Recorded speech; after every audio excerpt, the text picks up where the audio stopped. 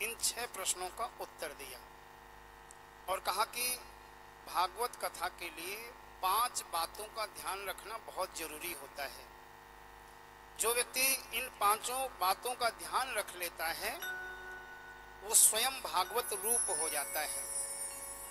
और कथा की 5 बातें क्या हैं? सबसे पहले तो कथा का गान। जब कथा में गाया जाए तो उसमें साथ में गाने की कोशिश करें। कथा का स्थान ऐसी जगह चुना जाए जहां पे आराम से बैठ करके कथा सुनी जा सके। तीसरी बात है कथा का ज्ञान। जितनी भी ज्ञान की बातें हैं कानों के द्वारा अपने अंदर उतार लें। चौथी बात, कथा में हमारा ध्यान। कई बार क्या होता है, कथा में तो बैठे हैं और ध्यान कहाँ है? कौन आ रहा है, कौन जा रहा है, कौन क्या कर रहा है।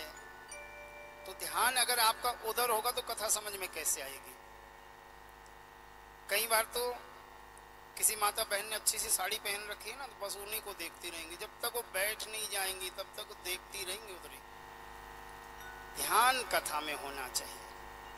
और 5वीं बात है कथा में हमारे कान। इन कानों को कथा में लगा के रखो। अगर आपके पड़ोस में कोई आके बैठ गया, बैठती बातें करने लग गया, तो कान उधर मत जाने दो, कानों को कथा में रहने दो। और जब तक ये 5 बात आप ध्यान नहीं रखोगे तो आप कथा रूप नहीं हो सकते, आपको कथा समझ में नहीं आएगी। इन 5 बातों को विशेष करके ध्यान रखें। सूत जी कहते हैं व्यास भगवान आज अपनी कुटिया में समाधि में बैठे हुए थे और इनकी नजरों में संसार के हम लोग सब दिखाई देने लगे। क्या देखा कि संसार के लोग सुबह उठते हैं, उठ करके नहाया धोया, अच्छे अच्छे कपड़े पहने, उसके बाद में कुछ अच्छा खाया, पेट भरा, चल दिए कमाने के लिए। सारे दिन खूब मेहनत करी, खूब धन कमाया। शाम को घर आए, समय मिला तो बच्चों के साथ खेल कूद लिए या थोड़ी देर टीवी देख ली या मोबाइल लेकर के गेम खेल लिया और उसके बाद में खाना खाया और सो गए। ये दिनचर्या लोगों की देखकर व्यास जी को बहुत दुख लगा। व्यास जी मन में सोचने लगे, मैंने लोगों को सुधारने के लिए, लोगों में परिवर्तन लाने के लिए क्या क्या नहीं किया। मैंने 17 पुराण तक लिखे ताकि लोगों को पुराणों की भाषा समझ में आए। समय ही नहीं है लोगों के पास पुराण पढ़ने का या पुराण सुनने का। मैंने 100 उपनिषद लिखे। उपनिषद इसलिए लिखे कि उसमें वेदों की ठोस भाषा है, लेकिन उपनिषद इतने कठिन है कि वो पढ़ने ही नहीं आते। ये सब सोच करके परेशान थे व्यास जी। सोच रहे थे ऐसा क्या करूं लोगों में परिवर्तन आए। तभी क्या हुआ, इनके पास में नारद जी आ गए और नारद जी ने आवाज लगाई, व्यास जी। और व्यास जी ने जैसे आंखें खोली, सामने संत नारद को देखा, मन प्रसन्न हो गया। और नारद जी ने कहा, व्यास जी आप उदास हैं? बोले हाँ, परहित चाहता हूं, लोगों का भला चाहता हूं। समझ में नहीं आ रहा मैं क्या करूं लोगों को बदलने के लिए, लोगों की जो दिनचर्या है वो कैसे बदली जा सके। क्योंकि हर व्यक्ति जब माँ की कोख में होता है ना, तो भगवान से बार बार कहता है, प्रभु एक बार इस नरक से बाहर निकाल दे, 24 घंटे आपका भजन करूंगा। 1 घंटा नहीं, 24 घंटे का वचन दे के आए सब लोग। और उनकी पूजा करने का, उनकी कथा सुनने का, उनके लिए सत्संग करने का कोई वक्त नहीं हमारे पास। नारद जी ने कहा कि व्यास जी आपने 17 पुराण लिखे हैं ना, एक पुराण और लिख दो, श्रीमद् भागवत महापुराण।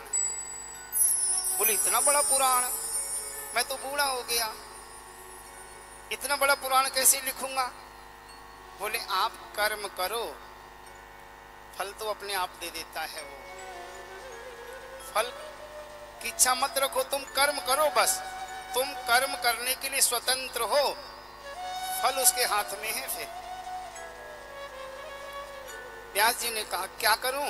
बोले मैं आपको 4 मंत्र देता हूं। देखिए आप, ये जो नारायण से भागवत आरंभ हुई थी ना, भगवान नारायण ने 4 मंत्र भागवत जी के ब्रह्मा जी को दिए थे, और ब्रह्मा जी ने अपने मानस पुत्र नारद को दिए थे।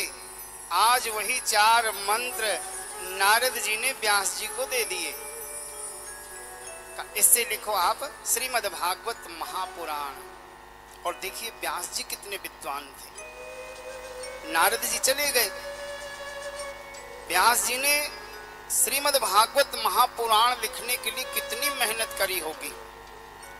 उन 4 मंत्रों से 18,000 श्लोक बना दिए। केवल 4 मंत्रों से 18,000 श्लोक लिख दिए, और 18,000 श्लोकों की बनी श्रीमद् भागवत महापुराण। बोले श्रीमद् भागवत महापुराण की जय हो। अब इतना बड़ा ग्रंथ लिख करके तैयार हो गया। व्यास जी फिर उदास हो गए, सोचने लगे इतना बड़ा ग्रंथ मैंने लिख तो दिया, लोगों को कौन सुनाएगा? घर घर ये कैसे पहुंचेगी? मैं तो बूढ़ा हो गया, मैं तो सब जगह जा नहीं सकता सुनाने के लिए। इसके लिए इसका सच्चा अधिकारी कौन हो सकता है? क्योंकि भागवत जी में लिखा है, भागवत प्रवक्ता कैसा होना चाहिए? जिसने काम और क्रोध को जीत रखा हो। व्यास जी बड़े चिंतित हो गए, ऐसा कौन होगा दुनिया में जिसने काम और क्रोध को जीता होगा? फिर अंदर से आवाज आती है, व्यास जी दिए तले अंधेरा। दिया जब जलता है ना, दूर प्रकाश पहुंचाता है, दूर तक रोशनी करता है, लेकिन उसके नीचे अंधेरा दिखाई देता है। व्यास जी सोचने लगे इसका मतलब, और तुरंत ध्यान आया, अरे हाँ मेरा बेटा सुखदेव, इससे अच्छा अधिकारी कौन होगा? और फिर सोचने लगे वो जन्म लेते ही वन में जाने लगा था, तब नहीं रोक पाया मैं, अब कैसे वापस बुलाऊंगा? लेकिन फिर नारद जी की बात याद आई, तुम कर्म करो, फल तो अपने आप दे देता है, कोशिश करो। देखिए व्यास जी ने कितनी सुंदर कोशिश करी सुखदेव जी को वापस लाने के लिए। अपने 2 छोटे छोटे शिष्य बुलाए, उनको एक श्लोक याद करा दिया, कहा तुम जाओ जंगल में, जहां पे मेरा बेटा सुखदेव बैठा दिखाई दे, उसके पास खड़े होकर के श्लोक बोलना। ये नन्हे नन्हे बालक गए, इन्होंने देखा एक वृक्ष के नीचे सुखदेव भगवान बैठे समाधि में। इन बच्चों ने वहां खड़े होकर के आंखें बंद करी और एक स्वर में बोले, वरहा पीड़म नटवर वपो